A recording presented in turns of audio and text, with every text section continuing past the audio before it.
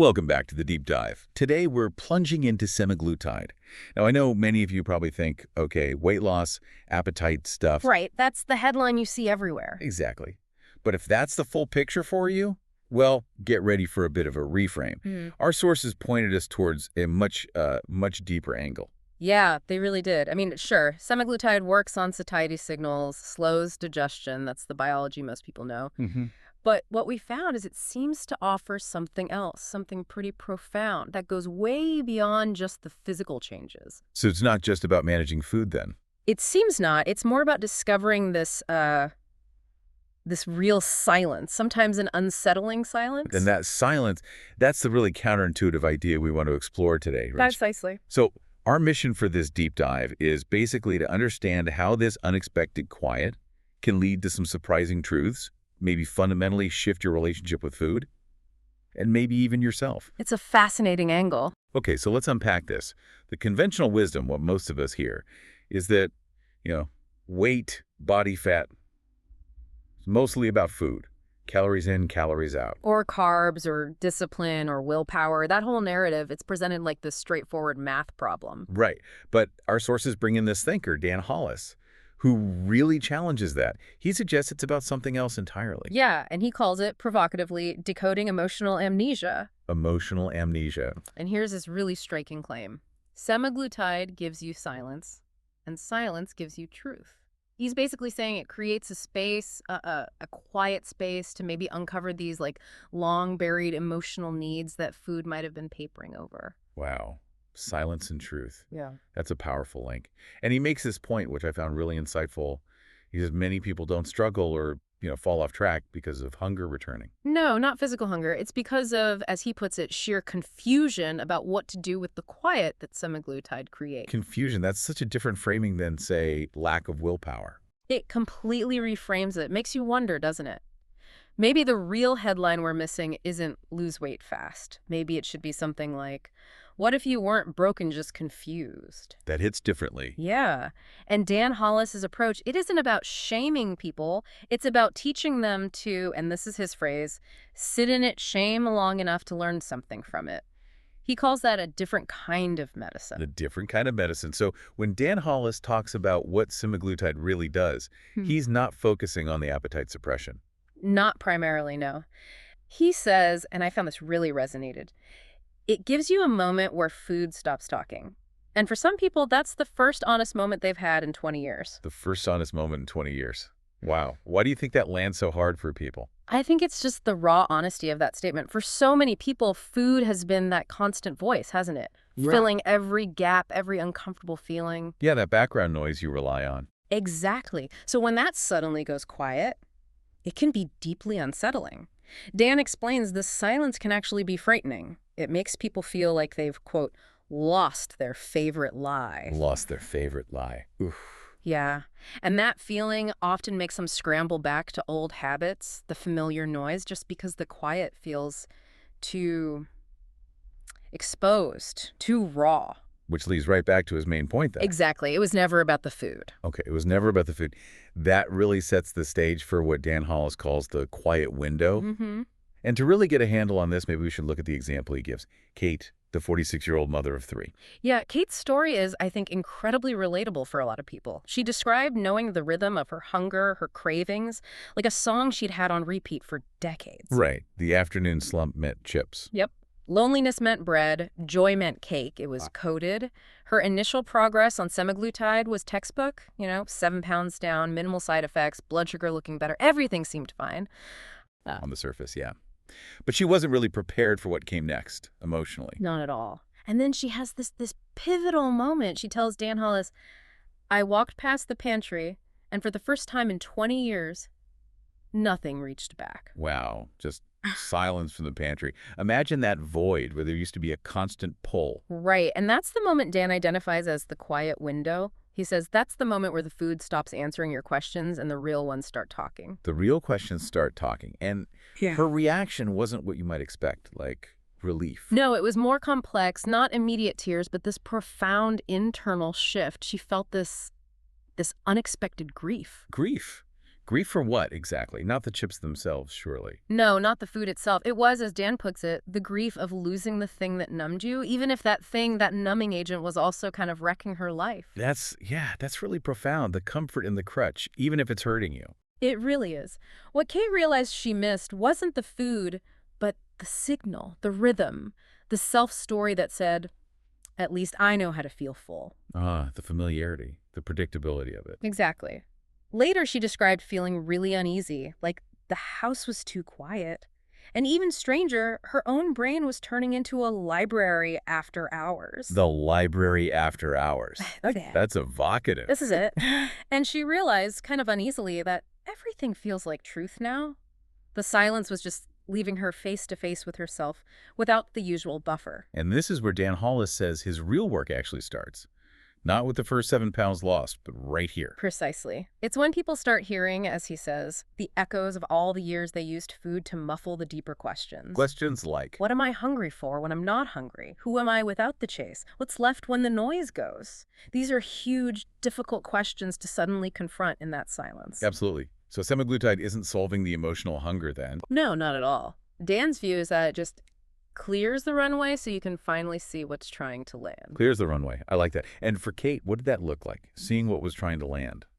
It meant these small but really significant new actions, like noticing sadness and not snacking through it, choosing tea instead of automatically pouring a second glass of wine, or taking a walk not to burn calories, but because, as she put it, it felt like a conversation with her future self. Wow.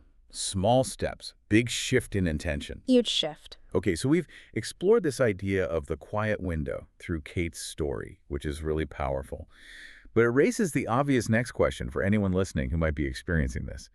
Okay, so what do I do with this silence? How do I actually navigate it? Right. It's one thing to notice the quiet, another thing to know how to handle it. And that's where Dan Hollis's practical framework comes in. His protocol, he calls it.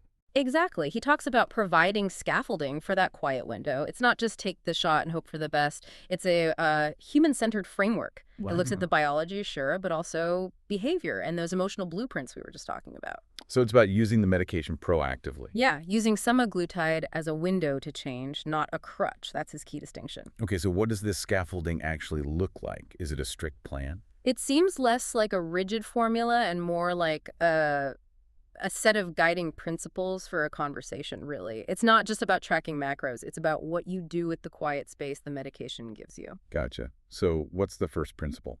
The first one is basically start with silence, he says. When the cravings stop, the truth begins. So the goal here is just to observe, to consciously notice the emotions that bubble up when that automatic reach for food as comfort isn't happening. Just listening, really. Okay, just listen first. Then what? Then number 2 is rewire the rituals. This is key. He says every pound lost is a habit that needs replacing, not just removing. You can't just leave a vacuum. Right, you have to fill the space. But how do you even identify those rituals? They can be so ingrained beyond just the eating itself, and how do you replace them effectively? That's a great point.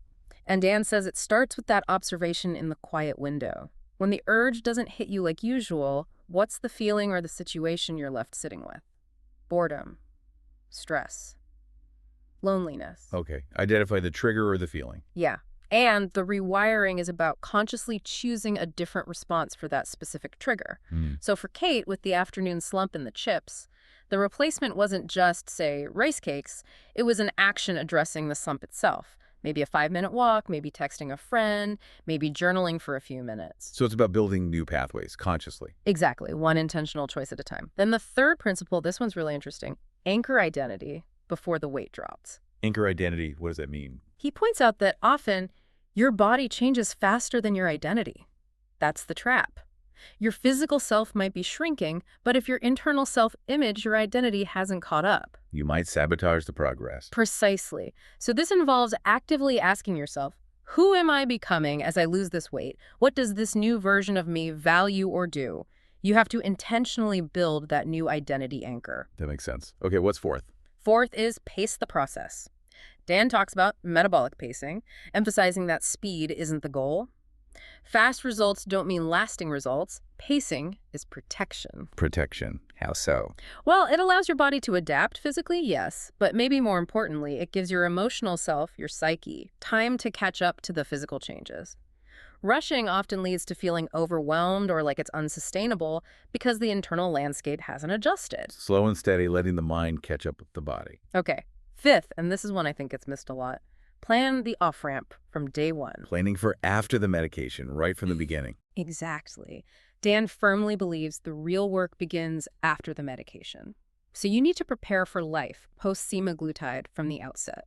Because most people, if they regain weight, it's often not because physical hunger suddenly explodes, but because those underlying emotional or behavioral patterns resurface once the drug's effect is gone, and they haven't built the tools to manage them differently. That's really proactive. Okay, number 6. Number 6 builds on that. Build the scaffolding. He's adamant. Support isn't optional, it's neurobiological scaffolding.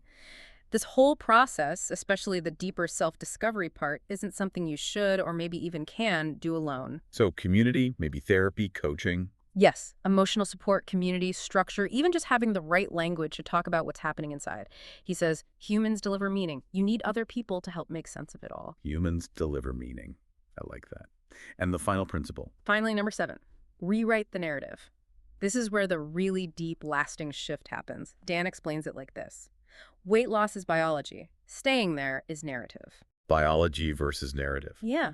He works with people to fundamentally rewrite the stories they tell themselves. Stories about past failures, about what food means, and critically, stories about their own self-worth. Because, as he points out, no amount of medication can sustain a story that says, I don't deserve this. Wow, that's powerful. So if you still believe deep down that you don't deserve to be healthy or happy, the medication alone won't fix that narrative. Exactly. That internal story has to shift too. So looking at the whole protocol, it's not just a weight loss plan, it's this clear shift in focus. Yeah, you can see the progression. Right. It's from biology to identity, Yes. from medication to meaning, from shame to structure, from silence to strategy. It's really about how lasting change actually happens on a deeper level. Okay, so ultimately what this deep dive seems to reveal through Dan Hollis's lens anyway, is that the journey with semaglutide, it might be far less about just losing weight Yeah, much less. and much, much more about gaining this pretty profound self-awareness, Right. about building, as he calls it, inner architecture. That's a great way to put it. And maybe for anyone listening who is walking through that kind of silence right now, maybe a craving didn't show up today and that felt weirder or more unsettling than you expected. The message here seems to be, you're not broken. You might just be beginning to actually hear yourself again, maybe for the first time in a long while. And you're definitely not alone in feeling that way. Absolutely not. So maybe this leaves us with a final thought for you to consider. Hmm. If, as Dan Hollis suggests, it was never really about the food, what deeper truths might that newfound silence be starting to reveal for you? And following on from that, Yeah. what news story might you be ready to start writing in that quiet space?